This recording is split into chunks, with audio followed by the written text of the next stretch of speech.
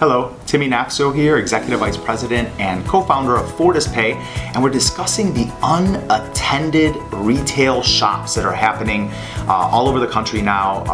Amazon, some look at them as the leader with the Amazon Go stores.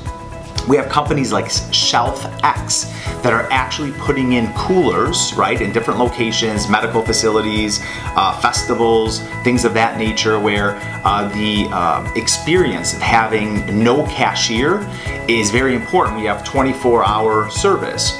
But what's interesting about this, right, we've had vending machines forever, and somebody said, well, isn't that similar to having a vending machine that just sits there and put a bunch of product in there and then they go ahead and purchase from a vending machine?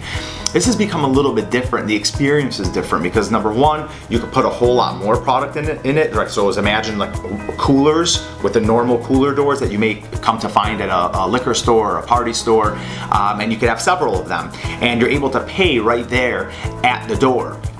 Why this is interesting though is it's much smarter than a vending machine. So somebody could essentially take that product off of the shelf, they could utilize that product and possibly put it back on the shelf, and they can understand the data behind how many products may have been picked up and set back down, as well as the habits of the various locations from a geographical and demographical perspective.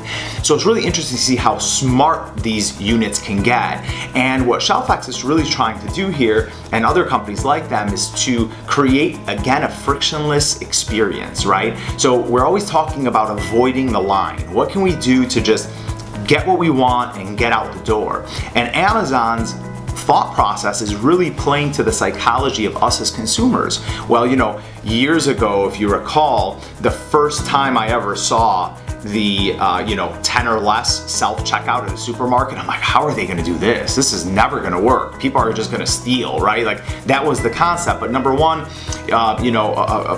one bad apple can ruin the entire bunch. For the most part, people really enjoy that experience, and they don't want to be dishonest about what it is that they're purchasing. They actually want to purchase what they came to purchase. So, not thinking negative, it actually has tremendous upside, right? From the perspective of saving time, right? Saving, really, when you look at HR for the store itself, somebody just standing there and ringing things up is not that valuable. They can have those people doing more valuable things at the business than just standing behind a register and taking a product from here and moving it here and collecting funds. So if they could bypass that entire process, it becomes much, much more appealing. Interesting statistic, expected by 2021 for self-service to go up about 7%, and it's on the move with interactive kiosks.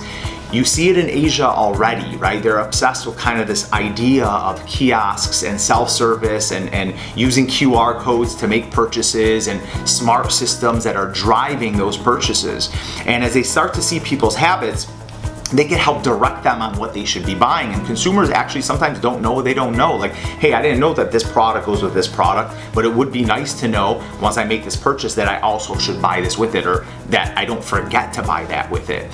So, really interesting concept. Kiosks on the rise, self-service on the rise, and I think that ultimately that's what people want. They don't want to have to call somebody to find something. They don't want to have to go into a long line to make a purchase. Speed up the process and you'll win. Thanks for listening.